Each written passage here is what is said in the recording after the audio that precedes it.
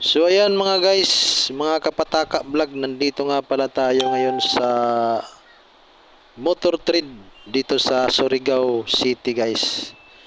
So mayroon sila ditong Beat, Honda Beat. Sayang guys, walang mga nilagay na presyo. Pero ipapakita ko pa rin sa inyo yung mga motor nila guys. Ayan o. Mayroon ditong XRM na FI. Ayan. FI na XRM. Ang ganda ng kulay nito guys. Ang ganda ng kulay.